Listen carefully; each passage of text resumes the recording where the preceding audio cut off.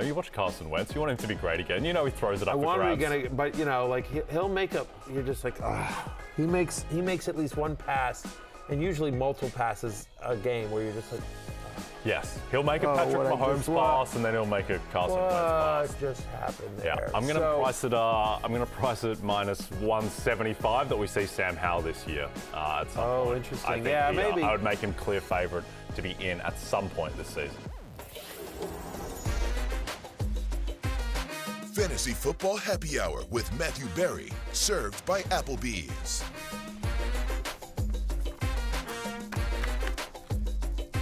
It is noon on a Friday on Peacock, but it is 5 o'clock somewhere, especially in D.C., where my Commanders are victorious. You're gloating about that win? Oh, sure. Never in doubt. Never in doubt. What a thrilling victory. Welcome to the Fantasy Football Happy Hour. Jay Croucher, Connor Rogers, and Matthew Berry here, all of us celebrating that Carson Wentz has been made great again. He almost hit triple digits in passing yards, dangerously close to triple digits in passing yards here. He staves off the Sam Howell, Taylor Heineke conversation for at least another week or two. It's upsetting. I had planned on wearing a Washington jersey because we have a zillion of them behind me. Turns out they're all racist. You know what I mean? Because they're all older. You know what I mean? Like I don't have any Commanders gear. I got to get jerseys for the Commanders. They're all of them, have the old nickname. So, what are we going to do? Anyway, I'm just going to shut up and turn it over to you, Connor Rogers. Yeah, let's have some fun. A thrilling Thursday night football matchup. And after the game, Ron Rivera had some very interesting things to say about that Carson Wentz.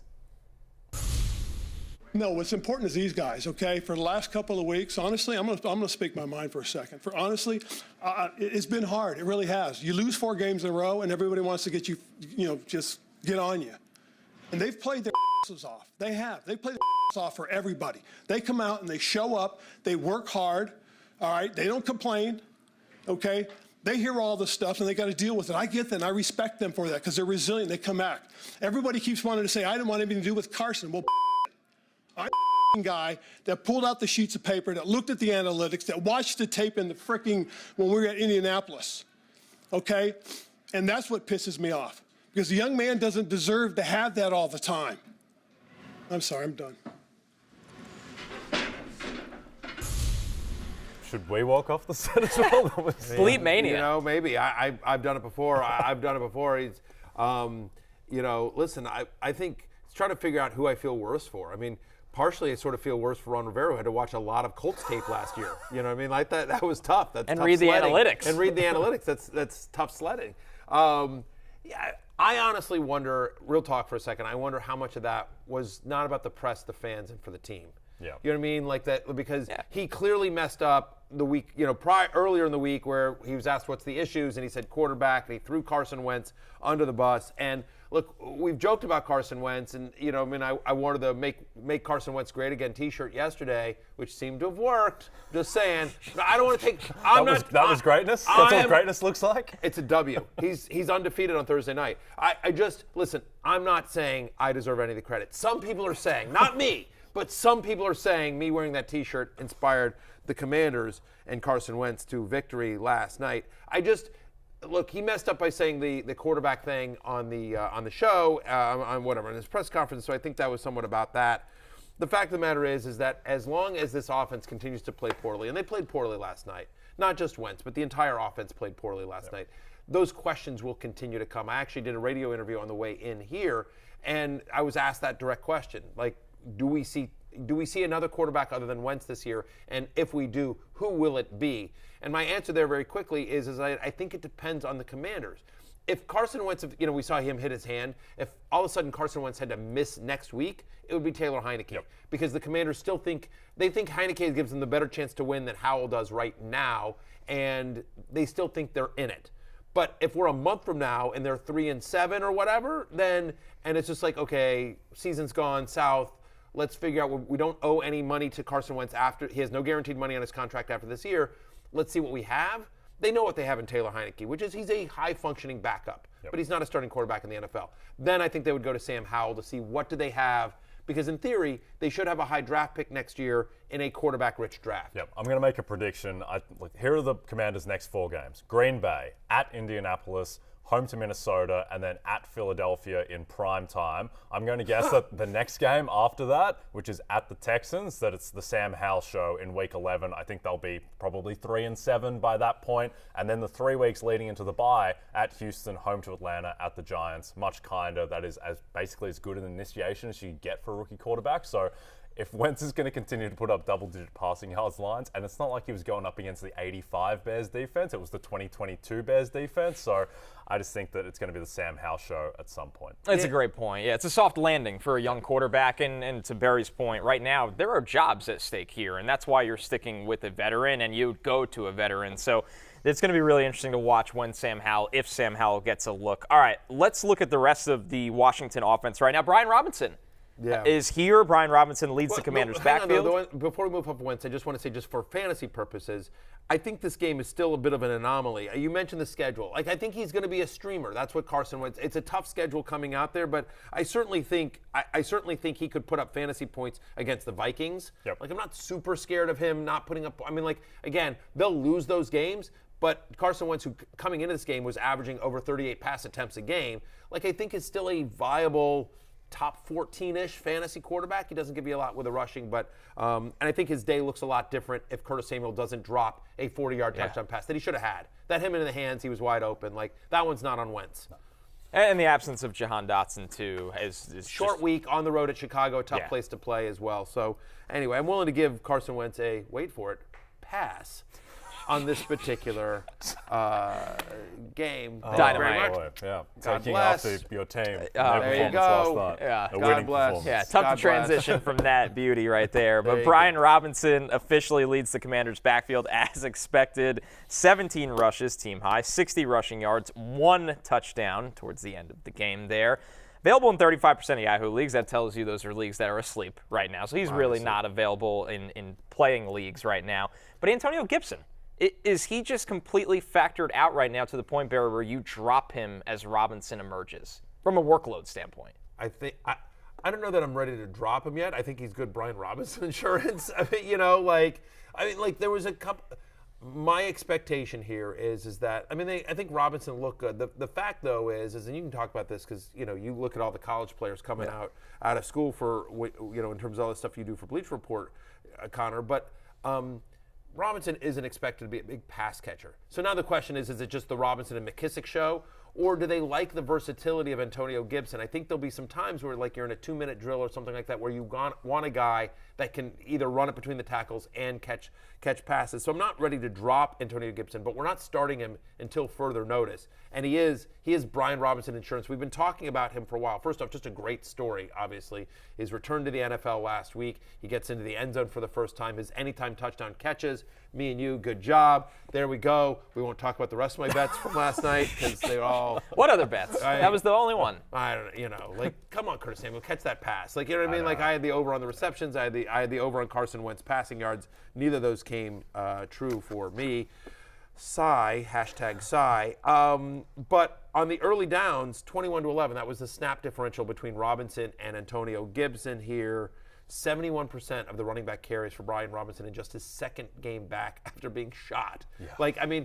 If there was, and it was on a short week too. If there wasn't a clear indication prior in the preseason that this is Brian Robinson's backfield, you should have it now. This is Brian Robinson's backfield. Yeah, I would be a little bit worried about game script in this game where he was able to get 17 carries because I think everyone knew that, if you get the double digits in this game, you win. You're just playing to get the 10 on Thursday night. I do think that, if it gets out of hand against the Packers, then it might become the J.D. McKissick show. But honestly, I got to tell you, I'm not worried about him until the Eagles game because, again, you can run on Green Bay, then the Colts, and I think that game will be close. I'm not really worried about Matt Ryan lighting up the Commanders, and then the Vikings, you can run on the Vikings as well, and that game could get out of hand because of their offense. But revenge game against the Colts too. You don't want to see Carson Wentz when he's angry, much like you don't see you when you're angry playing tennis. 1,000%. Or Kirk Cousins against the Commanders, a revenge game there. But anyway, so my point is whatever. You'll check the rankings every single week, but I think Robinson is a viable low-end RB2. Yes, there are game script games where you're because he's not involved in the passing game, but I think if you picked him up on the waiver wire or you drafted him late, you got a bargain because especially given what potentially his season looked like after getting shot. Just insane. What an incredible story.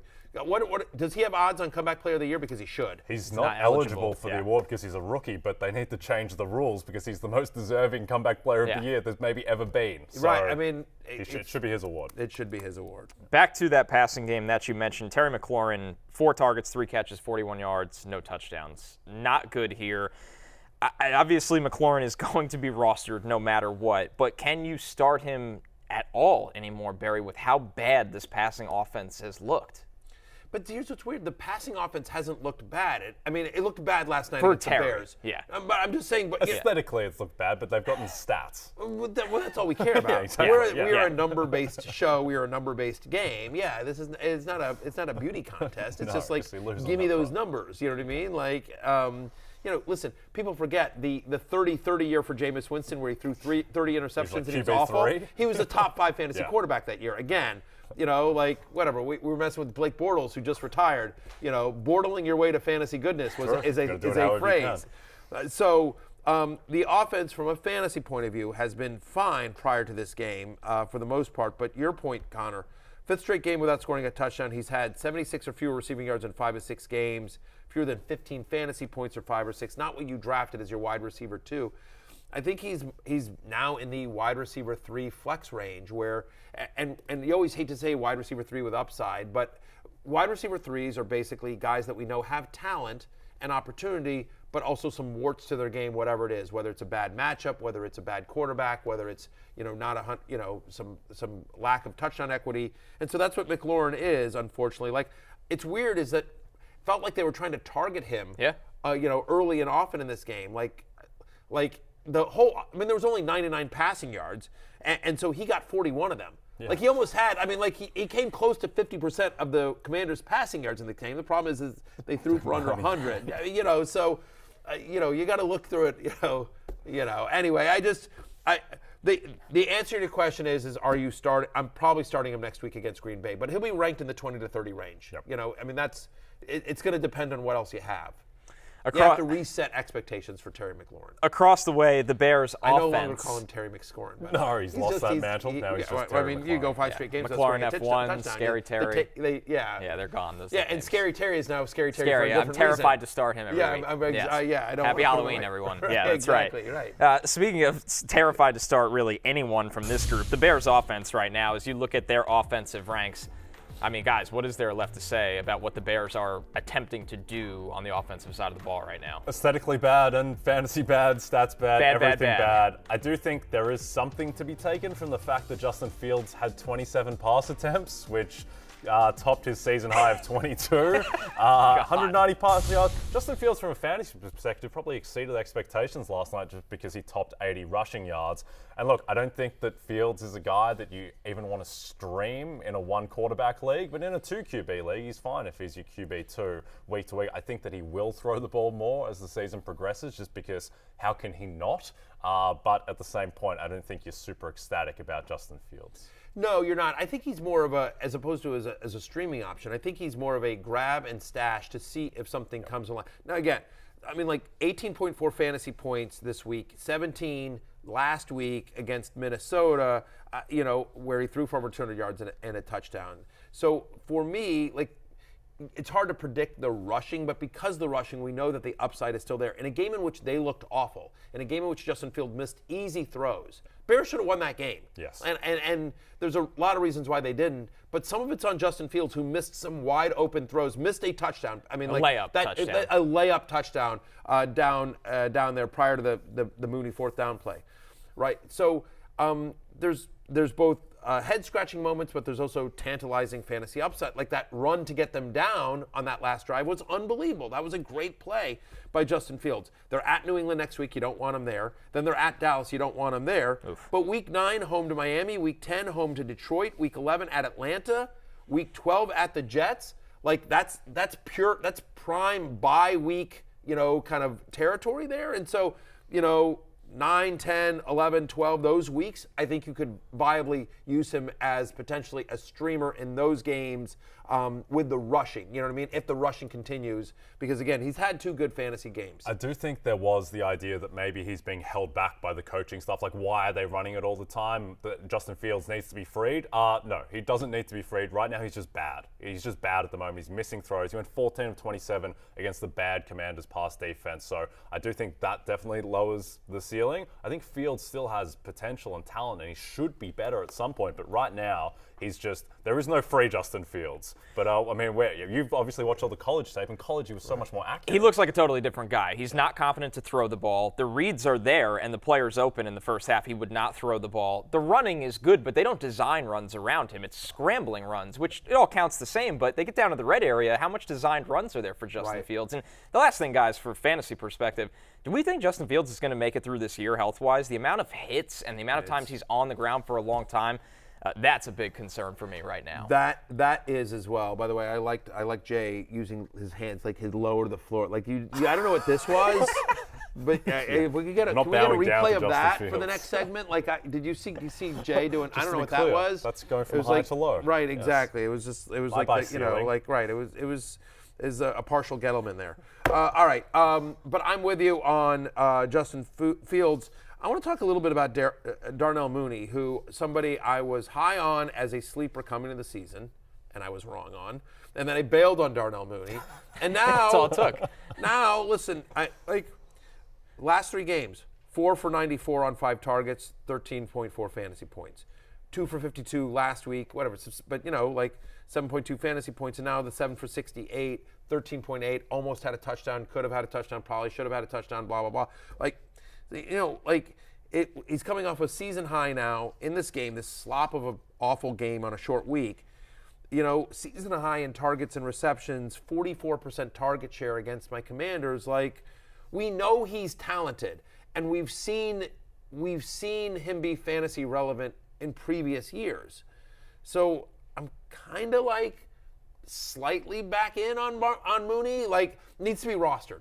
Yes. I don't know that I'm not starting him next week at New England. I'm not starting him against Dallas. But I wouldn't mind having him on my roster if we see signs of life, so that when you get to Miami and Detroit, and the Falcons in Week 11, that you're like, okay, you know what? This guy's a viable wide receiver 3. Yeah, I think that his season-long numbers still look terrible, but I think you can rightfully throw out the first 2 weeks. Game 1 against San Francisco, that was in a monsoon, and they were leading in the second half. Game 2 against the Packers, they were running the ball at will. David Montgomery looked like LaDainian Tomlinson, and Justin Fields had, I think, 11 pass attempts. So I think you can cut those 2 weeks out and treat the past 4 weeks as the sample. And if you're doing that, then he pretty much looks like the guy you expected when you were drafting him. So I think that, he's a wide receiver 3 who has potential to be a low-end wide receiver 2 if a lot goes right, but I think there is upside the rest of the season with Darnell Mooney. Yeah, the target's significantly up for Mooney. A 44% target share versus Washington is a good sign for him. Looking at their backfield right now.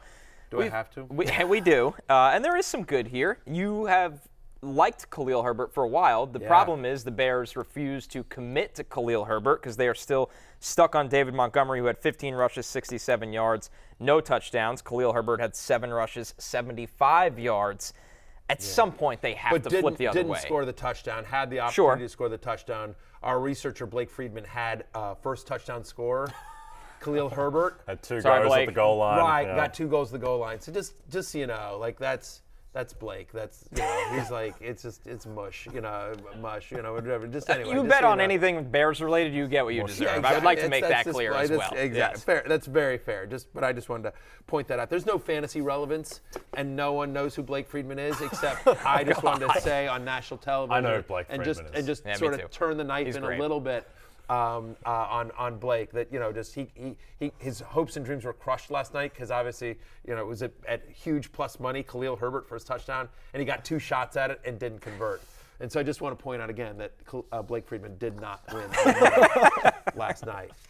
So anyway, taking this opportunity to point that out to a big audience. But yeah, I mean, look. He had 80% of the goal line snaps, more rushing yards than Montgomery on 40 less snaps. He's the better running back. It's not close. I mean, right? And I even like Montgomery. Montgomery's fine, but Herbert, I think they have something special, and whether it's draft capital, because he wasn't a highly touted prospect coming out of college, and I think he was an undrafted free agent, right? Day 3 pick. Day 3 pick, right? So I don't know what it is. I don't know what they need to do, and feels like it. But here's what I would say. I think you probably need both of them. And if I was told, like, hey, you can only have one Bears running back the rest of the way, I think I'd want Herbert. I don't know that I feel super. Again, the usage hasn't been there because Montgomery's getting more work, but Herbert's the better running back. Montgomery, who's been injured this year and injured previously in his career, kind of like Herbert. You said, Herbert, he's just better. Like, you look at all his advanced metrics, everything, Herbert is the better guy. He's more explosive. Eye test. I think David Montgomery is like this person that you've been in a relationship with for a few years, so you feel kind of committed to them, but you know it's not going to happen. You're not going to marry David Montgomery. Meanwhile, Khalil Herbert, who you know is going to bring you happiness, who is there, they just need to move on from David Montgomery, but I'm not sure that they will, so it's going to be an awkward situation. Until Montgomery fumbles a couple of times, if you have David Montgomery, you're always just a couple of plays away from it just being gone. I just want to point out real quickly, because we don't condone adultery. Well, yeah, that example came to you very quickly, and I just want to remind you, you have 3 young children. I do. You just moved your wife out from Colorado, across the country. She probably knows no one in freaking New Jersey, day in right? Connecticut. Exactly. Yeah, in Connecticut, wherever. So I'm just wherever we are. I don't know where you are. So right, it's the first. I'm just for Mrs. Croucher, I'm protecting you, Mrs. Croucher, wherever you are. Just reminder, Jay. You're a married man with 3 young children. I am. Yeah, she is the Khalil Herbert in this Yes, situation. exactly. 1,000%. Yes, just want to make that clear. Yes, absolutely. I got you covered. Yeah. All right, Rotoworld headlines. Rotoworld headlines. Here we go. We have to get into the first one here, guys. Maybe the only one that matters right now. James Conner has been ruled out for Week 6 against Seattle, a defense that everybody plans to feast on right now. So Eno Benjamin steps in. Barry, where do you have Benjamin ranked, and who are some of the players that you'd consider starting him over this week? Yeah, I think Benjamin is clearly like a top 15 fantasy running back. So he comes in right now on at running back 15, just behind Raheem Mostert, right? He's right there in between Mostert and Kenneth Walker. You know what? I'm getting into that Walker hype. So I'll probably move whatever. I'll probably move Walker up ahead of him. Right now I have him ahead of Walker, but I think I'll move Walker. So whatever. Like running back 16, right? He's right there in the middle. He made the love list so far this week, right? Again, this is somebody who's, by the way, available in like 35% of Yahoo leagues. So worth checking out to see. It is a great matchup with a Seattle defense that allows the second most rushing yards to opposing running backs here. We don't expect Darrell Williams in this game either. So I think it's the majority of the backfield go to Eno Benjamin. It's how do I pronounce Keontae? Keontae? Huh? Keontae. Yeah, they're. I think you had Keontae Hengel. No, that's not right. Are you saying someone else? No, I don't know who you're saying right now. The backup running back. I'm blanking on his name. Keontae, he's a 7th round pick. Yeah, Keontae Ingram, right? Ingram, okay, Ingram. Yeah. I'm like, Hengel, that's not right. Okay, Ingram. Yeah, Keontae Ingram, correct. You'll see some Keontae Ingram. Sorry, guys. You'll see some Keontae Ingram in here, but I think it should be the Eno Benjamin show in just a terrific matchup again. So just somebody who, had 3 for 28 yards. Like, he's a smaller back, so he can be used in the passing downs. They like to run when they get in close. Cliff Kingsbury is somebody who once let Kenyon Drake lead the league in goal-to-go rushes a couple years ago, so I think he'll get some opportunities here. Again, I think he's locked in as a mid-tier RB2 this week. Seahawks are just a fantasy buffet. Bottom 3 defense in the league. Someone who has a potential to have workhorse usage like Eno Benjamin. Yeah, you're starting him in every single league. I'd rather have him than even like a Najee Harris, Devin Singletary, those types. All right, we're going to take a break. When we are back, Fantasy Rich, Fantasy Poor, as Rotoworld's Pat Kerrane joins us. Jay has to go check on his Khalil Herbert. And my wife. Get right into it. Hey! Boom! Fantasy Rich, Fantasy Poor. Let's start with well-oiled machine, Pat. Yes, really that's what we are. Nothing else but a well-oiled machine. Awful. The Fantasy Rich matchup of the week. Bills, you know what? We're the Commanders' offensive television production right now. I am not dying on that ship right now. That's I am. My name's on the show. Yes, that's pretty true. much. This is the ship that I am going down with. Yeah, 1,000%. Let's talk about a great offense, and that has to be the Buffalo Bills, who are favored against the Chiefs this week. On the road. On the road, which really says a lot about the Bills right now, favored by 2.5 points. Over-under at 54.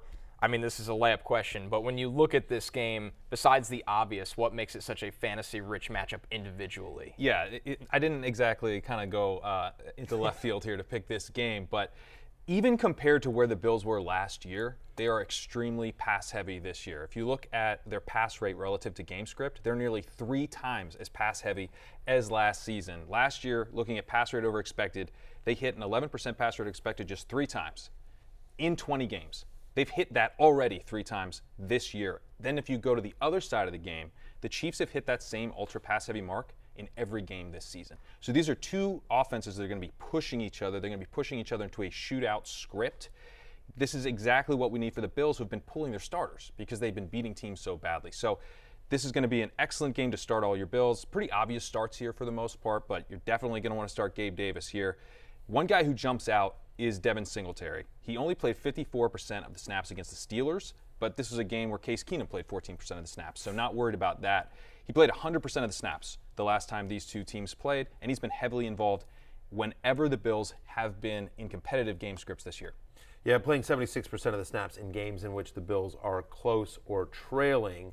And to your point about Singletary being involved in the passing game, he's 4th in receptions. He's got the 2nd most receiving yards among running backs as well. And so Singletary, going to me, I'm in on Devin Singletary here. I have him as a top 20 play this week, and you convinced me right there. I'm going to start Josh Allen and Patrick Mahomes as well. So, Bold. well, you listen to Kerrane, talk about, it's great to have him here. How they're passing at such a high rate. I'm like, okay, sounds good. I'm in on Mahomes and Allen as both starts this week. But real talk, I mean, I just think that it is, whether it is DFS, whether it is when you're looking at sort of the fringe guys, if you will, you want fantasy-rich environments, and this one has all the makings of just a massive, massive shootout. So I think that if you're sitting there in the wide receiver 3-4 range trying to decide, this guy or that guy, and one of the guys you're considering is Gabe Davis or Devin Singletary, I think you do that as well. Again, he's played on 96% of the snaps in 3 or 4 games this year. Gabe Davis is. He's fully healthy. He's off the injury list. He was on it a little bit last week. There was concerns about the flu in week 1 and everything like that. So the Chiefs, who have allowed 7 touchdowns to wide receivers so far this year, that's tied for the 3rd most of the position. You already know the 4-touchdown game or whatever, and Gabe Davis coming off a monster game. Everyone's already starting him, but I think you can feel more confident about it going into this game. Been a little bit of a disappointing season for Juju Smith-Schuster so far. Do you think this is the kind of shootout that can get him back on track? You would certainly hope so. I mean, I will tell you that I'm not super optimistic just based on the fact that, there have been other games in which the Chiefs have scored a lot of points and Juju just hasn't been there. He's been held to under 14 fantasy points in every game this year. He's had 3 games with single-digit fantasy points. He hasn't scored a touchdown through 5 games. If ever there was a game to get Juju off the schneid, as it were, it is here. But he is, as we talked about in the last segment, he's a wide receiver 3. What do we talk about? Wide receivers 3s are basically guys that have upside. He has the upside because his quarterback is Mahomes. He's going to be a very friendly game script. But warts, because again, the usage has been all over the place, and watch Noah Gray get 2 touchdowns in this one. You don't know with the Chiefs as well. So I have him at wide receiver 34. Pat, where are you on Juju this week? I feel very similarly. I mean, you want the full point PPR if you're putting Juju in your lineup. I think it's just a volume play. You're playing for targets, you're playing for receptions, you're playing for this game to have a ton of both. But I still don't feel that confident in Juju. I think a lot of it could funnel to Kelsey. Yeah, fair. I mean, I'm at wide receiver 34, so he's actually more of a wide receiver 4 for me. High-end wide receiver 4 for me this week. One of the only pessimistic sides offensively of this game has to be Clyde Edwards-Helaire with Buffalo's rush defense right now, allowing the fewest rush yards per carry this season right now. But knowing how often the Chiefs' aerial attack can get them in the red area, do you still I mean, Clyde Edwards-Helaire is a top 10 running back in fantasy right now. Is that something that can continue despite the matchup? Well, he makes me nervous. I'm at 26, right? So I'm running back 26 this week. So I'm as a flex, right? I mean, listen, Jerick McKinnon played more snaps last week, and he's had under 12 rush attempts in every game this year, but one. Of course, the one where I told everyone to bet the under. That was the one where he went over. Thanks, CEH. There doesn't seem to be a lot of rhyme or reason to how the Chiefs use their running backs. Feels a little hot-handy, Andy Reid sort of like gut call, if you will, because like you're like, oh well, they were trailing last week, they were trailing last week to the Raiders, but it's not like CEH hasn't been used in the passing game. He has been. So So for me, it just feels like it is a little bit of how lucky do you feel. To your point, the Bills are an unbelievably good run defense so far this year. They're second against the run in terms of rushing yards allowed. So he really needs a touchdown to pay off. 42% of his fantasy points this year have come from touchdowns. It feels like what we heard Mahomes say at the beginning of the year about wide receivers, like every week it's going to be someone different, feels that way about running backs, Pat. For sure. And McKinnon, he has had 79% of the third down snaps. So I think if the Chiefs are really trailing in true come-from-behind mode, it could be McKinnon out there. I completely agree that CEH is touchdown dependent. All right, looking over to Bucs at Steelers, our second fantasy-rich matchup. Real quickly before we move off this game, I just want to say that Isaiah McKenzie looks like he's going to play out of the concussion protocol, but Khalil Shakur really impressed, and so I'm a little nervous about McKenzie. Just I wonder if Shakur has earned more playing time in that slot. Like if I'm picking between these two, I prefer McKenzie this week, but I just, again, that's one that, even though we're saying it's a fantasy-rich environment, that one makes me a little nervous because I can't tell sort of yet how that's going to shake out. Maybe they cancel each other out. He could be the new Crowder. Stealing some of that role. Yeah, he definitely has the talent to do so. Bucs-Steelers, the Bucs favored by 8.5 points on the road at Pittsburgh. That tells you where Pittsburgh is at right now on both sides of the ball. The over-under in this game, only 45. So we call it a fantasy-rich matchup, but that is because of the Bucs, right, Pat? It is very much because of the Bucs. They have transformed back into the Bucs from last year. They had the second highest pass rate over expected of the entire season last week against the Falcons. A couple reasons for this. They have their wide receivers back, but they've also played weak pass rushes over the last couple weeks, and they are protecting Brady. In Week 5, Tom Brady was pressured at the second lowest rate of the week. In Week 4, he was pressured at the lowest rate. The Steelers are a really good matchup for the Bucs for a couple reasons. They don't pressure the passer, so we should have the same dynamic where Brady's able to sit back, pick apart this defense.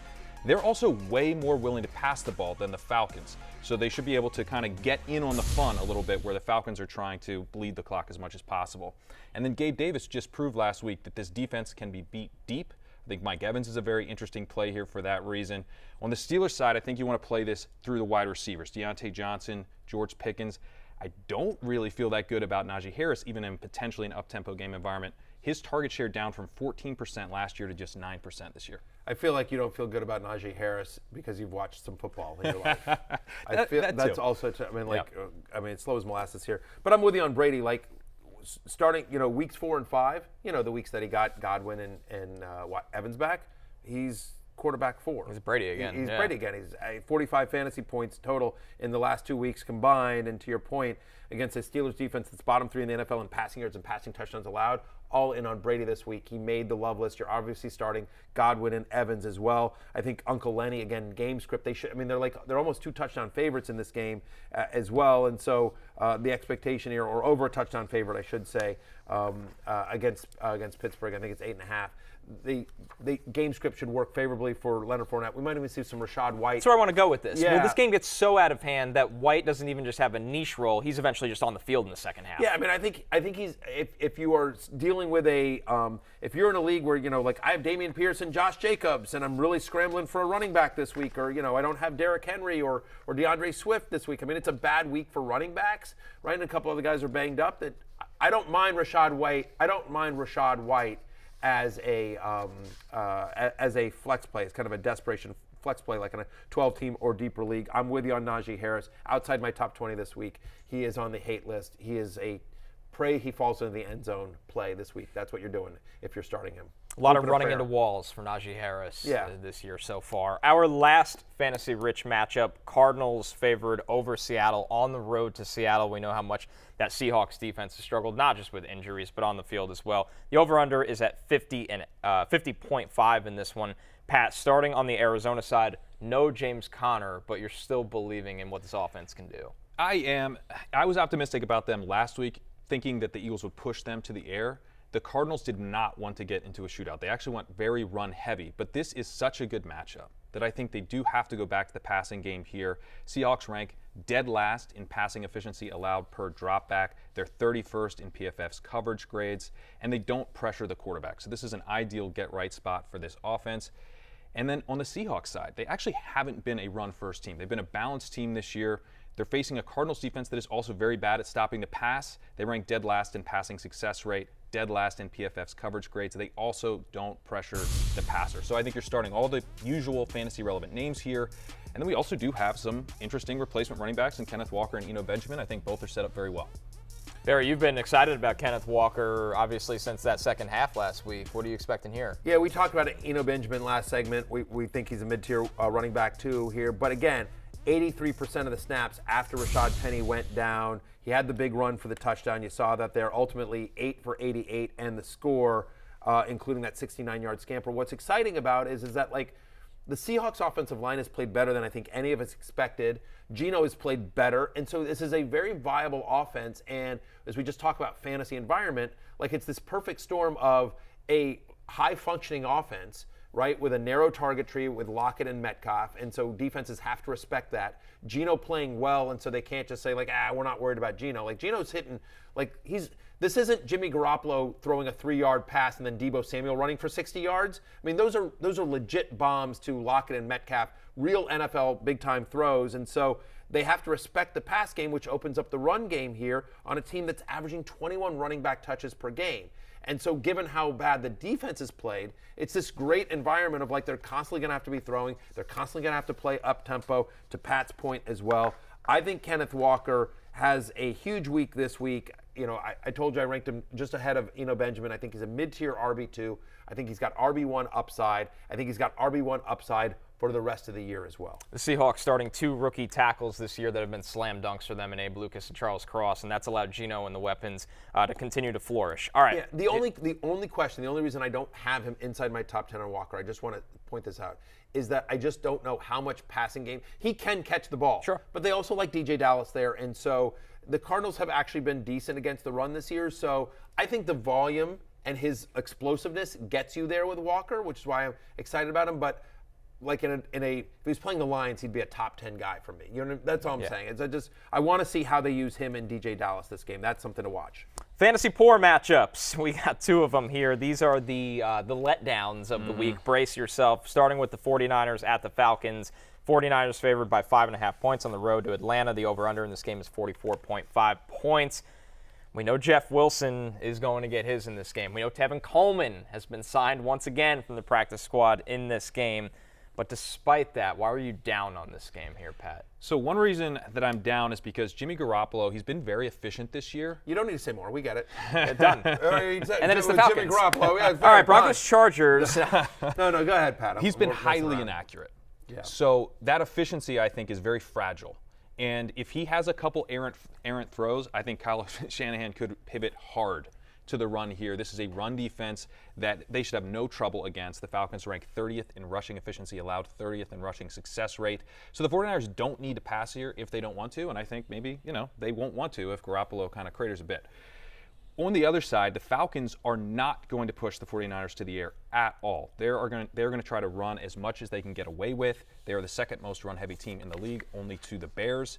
They are hiding Marcus Mariota, and now they are facing a very strong 49ers defense. So they're going to look to limit volume, grind out a slow-paced game. Pretty much in terms of fantasy options, you need touchdowns. If someone doesn't get in the end zone here, they're going to be a tough play.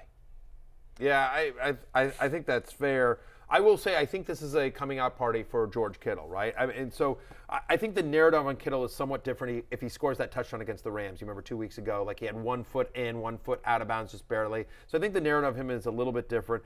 It looks like you were right. Garoppolo is highly inaccurate, but it feels like he's starting to get more into a rhythm there. 6 targets last week for Kittle, 5 for 47. He's running en route on 85% of dropbacks since he came back. This is Kittle, right? And then you think about this matchup with the Falcons, who are bottom 3 in the NFL in both receptions and yards allowed to opposing tight ends. So I have him as a top 5 tight end this week. I'm in on Kittle. This is a Kittle week. And then, by the way, then I'm selling high because I want out of the Kittle business for the season. But I do think this is a week that we think Kittle will be there. Jeff, I'm not worried about Tevin Coleman. That was, sort of because they were blowing him out. I still think Jeff Wilson Jr. is a viable top 12 running back just because of the volume he gets. Yeah, if anyone's a good bet for a touchdown, it's Jeff Wilson. Yeah. There we go. On the Falcons side of the ball, though, I think you probably just based on volume, you have to throw Drake London out there. I'm at wide receiver 27 this week, so again, wide receiver 3. Flex play, yeah. You know, we're hoping they are hiding Mariota, but I do think the Falcons could, similar to what they did to the Panthers last week, the Niners could get it big, and they just have to throw here. The Niners defense is beat up. It's a pretty beat up defense that they come in here. It's a West Coast team traveling east for a 1:00 game. Game's in the dome here, you know, and they're really good against tight ends. I ranked Kyle Pitts lower than I have all season long. I ranked him at 10. He made the hate list. You're probably still starting Kyle Pitts because he's down in that touchdown-dependent tight end range, and if you're starting a touchdown-dependent tight end, you probably want to start Kyle Pitts, you know, even though he hasn't scored in America in his NFL career yet. But, like, you know, as you see on your That's screen. a wild stat. That's a crazy stat. It is crazy, right? He just the London game is the one there. But, yeah, I just wanted to talk about the fact, look, Drake London's got a 33% target share. I know it was the bad game last week, but I think you probably still, if you've been starting Drake London, you're probably still starting him. Again, wide receiver 3, has some upside, but some flaws. I'm nervous about Kyle Pitts. I mean, how can you not be? How can you not be? So I'm at tight end 10. You're probably starting him reluctantly. Yes. Is what you're doing Yes. with Kyle Pitts. Our last fantasy poor matchup of the week, the Broncos at Chargers. If you said that in August, people would look at you like you are absolutely insane. But Broncos at Chargers, favored at home by 4.5 points. You know what the Broncos should do? In the offseason, the Broncos should try to sign Geno Smith to like a $250 million contract. That's what they should do. Big brain, galaxy brain theory. Exactly. I'm just thinking. Yeah. They have an issue at quarterback. There's a quarterback in Seattle who's good, that maybe they could sign him to a big long-term contract. And then the roles could be reversed. Russ is the backup for Geno. Oh, I like that. That would be Great storyline. fantastic. What a storyline. So, Listen, give credit to Russell Wilson. He's playing through that torn labrum. I knew you were gonna go with it. He's gutting it out, like, you know, because you know when you've got a partially torn labrum, you can't see to the right side. That's what happens. Like, KJ Hamler was open, but he has the partially torn labrum. You can't see a wide open KJ Hamler with a partially torn labrum. Every doctor knows this. It affects the eyes. It affects the eyes. Yeah, it goes right to the eyes. 100%. It's not his fault. No, exactly. He's playing through pain. He's a warrior. let's look at Russell Wilson's weekly finishes playing through this pain so far. Obviously not the season he was hoping for, guys, or what the Broncos were expecting in any way, shape, or form. Yeah, he's been bad. But, you know, we'll always have that Week 4 game at the Raiders where he's the third best quarterback in fantasy. Nobody can take it from us. No, but he's got 3 straight. He's got, out of the 5 weeks that he's starter, he's been QB 24 or worse in 3 of them. The other one was the Week 1 game against the Seahawks at QB 14. Let's ride. Listen, I always love the Broncos. They came through for me. They gave me the win. They sent me a belt buckle. But, you know, like, jokes aside, Russell Wilson is not playing well, and I don't expect him to. Nothing that you. If you're starting him, you're doing 2 things. You're banking on the fact that the Chargers defense actually hasn't been great this year. You know what I mean? The secondary has struggled. They're a bottom 12 pass defense so far on the season, allowing the third most touchdown passes to opposing quarterbacks. So you're banking on the matchup and just Russell Wilson's name, because nothing you've seen from him gives you any sense of confidence here. And in fact, the Broncos have been run first on first down, which is something you typically do when you're trying to hide your quarterback. So at this point, we're worried, you know, how much faith the Broncos really have in Wilson. This is a team that I think they're so conservative. We need an opposing offense to force them to the air if we're going to get volume. And I'm a little bit concerned about the Chargers side here, because they have a 6th-round left tackle at left tackle, 6th-round rookie there. He let up 6 pressures last week. Played very well in his first game 2 weeks ago, but let up twice as many pressures as the rest of their line combined last week, ranked 119th in PFF's offensive line grades. Jamari Sawyer, he was primarily a guard for Georgia. They had to flex him to tackle in a pinch, and should not be his expectations at the NFL. No, and it creates a situation for Herbert where is he going to be able to go downfield, or is it just going to be a lot of checkdowns, a little bit more conservative of an offense for the Chargers? I think they'll be okay here, but I don't know that they're going to be pushing the Broncos into a lot of volume. They've been so efficient that we need that volume. Yeah, I mean, look, going through some of the Broncos here real quickly, I think you're still starting Cortland Sutton, right? But Jerry Jeudy has 4 fewer receptions in every game so far this season, right? Chargers allowed the 6th fewest yards per reception to opposing wide receivers. I'm at wide receiver 39 this week, Jerry Jeudy. Is it just not happening? He hasn't hit 55 yards, and I mean, he had the one big play that he ran for a touchdown, but other than that, this guy hasn't had 55 yards in a game since week 1, since that one big play, right? And then you go to the running backs here, right? I mean, he has 1 total touchdowns in of the season. He hasn't had 60 yards rushing in any game. I think Latavius Murray will be active in this game, and we don't know what his role is going to be. Last week was the first week that Gordon hasn't fumbled in a game, so I'm nervous on Gordon, who I just have at running back 21 as well. You're probably still starting Mike. You're still starting Mike Williams, but you don't feel great about it. You don't feel great about it. Last thing, we moved off to the. I just want to say that I love Zach Ertz this week. Tied in 3 for me. We didn't get a chance to talk about him, so I just want to make sure we throw that in there. He was on the love list. Start your Zach Ertz. Give me Zach Ertz over Kyle Pitts, over Kittle, any top 3 play. For a full breakdown of more fantasy-rich games, check out Pat Kerrane's article, The Walkthrough, which drops every Friday during the season on NBCSportsEdge.com. We are going to break. When we're back, Jay is back with us. Yes, but Pat will come back at some point. Not bad. Good job, dude. He was great. Good job. Shout out to Chris Wilson. Came up with the idea. I love the idea of this segment. So what is on tap in week number 6? Connor Rogers, let's speed through a lot of games. How will the Ravens offense perform versus their old friend, Giants defensive coordinator Wink Martindale? Barry? Yeah, I think they'll struggle a little bit. You're still starting Lamar Jackson, but J.K. Dobbins, I am at running back 20. I'm a little bit nervous given the fact that Kenyon Drake was used last week. Jackson is always a vulture there. Kenyon Drake played 60% of the snaps last week. I think he's a touchdown-dependent RB2. Again, he comes at running back 20 for me. Kind of like Devin Duvernay in this matchup. Only 2 Ravens pass catchers got more than 2 targets last week against Cincinnati. Mark Andrews with 10, Devin Duvernay with 7, putting up competent stat lines. Martindale, as is his thing, he blitzes more than anyone else in the league. The Giants blitz on 43% of defensive snaps. Lamar Jackson, bad against the blitz last year, carving it up this year. I think Duvernay could be the beneficiary. Averaging 6 targets a game over the last 2 weeks. Rashad Bateman did not practice again today on Friday. He looks like he's likely out. 25% target share for Duvernay last week against the Bengals. The Dolphins will start Skylar Thompson after he came in for Teddy Bridgewater last week. Obviously, that's a little concerning for Jalen Waddle, Tyreek Hill, but how concerning in this offense? I don't think it's concerning in the sense that you're still starting him. Like, for our purposes, like, is it concerning? Sure, maybe you don't use him in DFS or whatever, but Jalen Waddle has 100 yards or a touchdown in 3 out of 5 games, and, he's only been out-targeted 43 to 35 by Tyreek Hill. It seems like a pretty even split between those guys. They've had a whole week of Skylar Thompson under center getting all the first-team reps, and Tyreek Hill may not be 100%, right? I mean, it looks like he's going to play, but it's not 100%. He's been on the injury report, so Waddle may get there. Anyway, for our purposes, you're starting Jalen Waddle, who's my wide receiver 17 this week. Yeah, I just think the talent level's too high. Jalen Waddle, he put up over 1,000 years last year in very suboptimal conditions with one of the worst offensive lines in the league. I just think he is above the certain talent threshold. We need to name that threshold after a player, but he's above it, where no matter what the context is, you just have to start Jalen Waddle. And it's a good matchup against the Minnesota Vikings. Speaking of those Vikings, the Vikings offense, 2 sit and start players, Barry. Adam Thielen is your wide receiver 31 this week. Irv Smith is your tight end 13. Ooh, that's kind of fringe territory for both of them. How are you handling each one in the lineup? Yeah, I mean, again, Thielen's sort of a wide receiver 3. The problem with him is that he's a little bit touchdown dependent. The positives are 7 targets in 4 to 5 games so far this year, and it's a nice matchup with the Dolphins defense that gives up the 7th most fantasy points per game to opposing pass catchers. But again, Thielen has 3 games with three games with single-digit fantasy points. Like, he needs a touchdown to pay off. So it's a little bit of how lucky do you feel.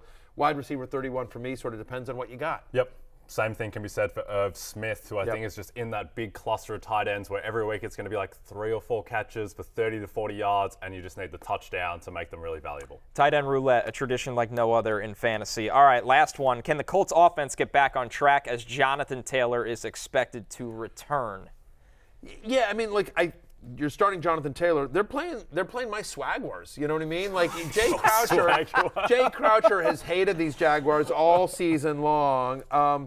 Look, I think you're still starting. So I think you're lowering expectations for the Colts offense. Do I think they get back on track? No. But do I think, you're still starting Jonathan Taylor, of course. Are you still starting Michael Pittman? You are, who's had 8 targets or more in 3 out of the 4 games this year. They're not targeting him down the field, but he's still getting a ton of red zone usage. He's probably still the best bet to get a touchdown in this game through the passing attack. So I do like Michael Pittman as a top 20 play, but not a top 10 play in this game. And I'm back in on Christian Kirk on the other side of the ball. Again, really big game in week 2 2 against these Colts. Jay, what about Alec Pierce in this one? He's been a little bit of a popular waiver wire pickup this week. Yeah, and you can see why, but I just think that Pat Surtain last week just wrecked that whole game and all the takeaways because he just took Michael Pittman out, and then Matt Ryan was just looking at Alec Pierce, and then Surtain went to Alec Pierce, and then it all got messed up again. So I wouldn't write off Michael Pittman. You take that game out, and then I think, his stats have been fine. So I agree with Matthew's Alec Pierce should have been a popular pickup. I think he's a talented rookie, but I'm not starting him this week. I want to see it another week, to your point. I think game script was a little bit weird. I'm at wide receiver 44 in this one. I mean, he played his highest percentage of offensive snaps last week, and it was still under 60%. So I want to see it a little bit more. Again, this is not an easy matchup against my and only my Swagwars.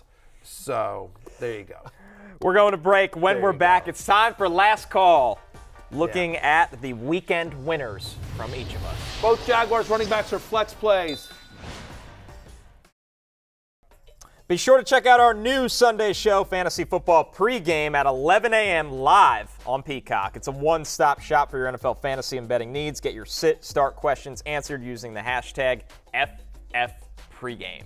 And this week, we will be live in Philadelphia at Dilworth Park. So if you live in the Philadelphia area or you don't mind driving on a Sunday morning, come on out, be part of the show, 11 a.m. to 1 o'clock at Dilworth Park. Me and Jay will be there with Michael Smith and a lot of guests for Philly sports fans. It'll be a lot of fun as well. Second hour of the show, by the way, also being simulcast on CNBC. Check it out. You love to see it. Last call, weekend winners. Jay, do I really have to ask? Who's your weekend winner? The first weekend winner is my wife, Sophia, who I had to text during the break that, Sophia, you're my Khalil Herbert, which I don't think Not that David any Montgomery. person, I don't think any person's ever texted their wife that until now. But my second weekend winner, it's Sauce Gardner. What did she text back? She hasn't texted me back yet, so I'll let you know. She's on the phone with the divorce lawyer. Yeah, exactly.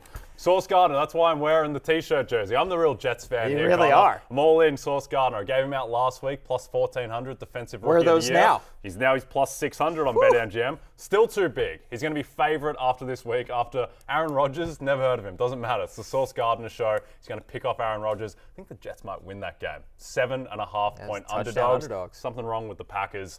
Give me Sauce. Give me the Jets. What do you got? I'd certainly like them to cover with the Packers coming back from London. I think weekend winner is Kenneth Walker. As we just said, I think this guy is potentially a league winner. I think he has a monster game here. His 79.5 is the over-under on BetMGM for his rushing and receiving yards. Give me the over against Arizona in what should be a very fantasy-rich game, as we talked about with Pat Kerrane here. So I think the weekend winner is Kenneth Walker, as everyone that rostered him this week is just like, oh, I've got something here. I think, all eyes will be on him. So, yes, that's your weekend winner. Mine, I can't believe I'm doing this. It is, and I quote somebody that has said this, stupid Taysom Hill is my weekend winner. Wow. Listen, His legal name. Yeah, 4 touchdowns last week. That's not going to happen. But Taysom Hill will score again. He will be a consistent part of the Saints' rushing offense in the red zone. Taysom Hill is going to make a lot of people from the waiver wire very happy. So anytime touchdown score for Taysom Hill. Easy hey, money. You don't have to go home, but you got to get the hell out of here. For Jay Croucher and Connor Rogers, I'm Matthew Berry. Peace out. Hey, it's Matthew Berry from NBC Sports and Rotoworld.com. Just want to thank you so much for watching what you just watched, or at least being too lazy to click out of it after the autoplay just kept it going. So either way, thank you so much for just letting it scroll by your screen. And now I'd like to ask you respectfully, please subscribe to the NFL on NBC YouTube channel for the latest NFL news, fantasy headlines from Rotoworld, and betting analysis from NBC Sports Edge.